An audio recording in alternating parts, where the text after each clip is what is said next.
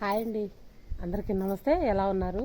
నేనైతే బాగున్నానండి. నేను ఒకసారి వీడియో కూడా పెట్టాను. అదే గెనిసిగడ్డ అంటారు కదా, అది ఎర్రగడ్డ.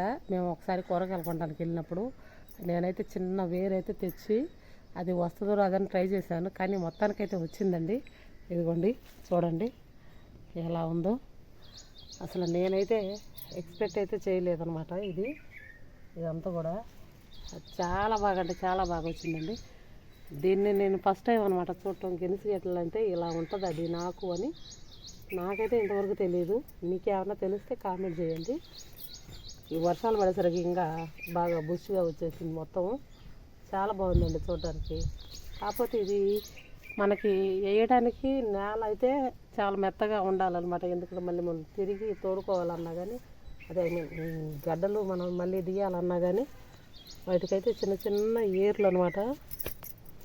ఏర్లు ఇక్కడ చూడండి, ఇదిగోండి ఇలా ఏర్లు అయితే వచ్చేస్తాయి.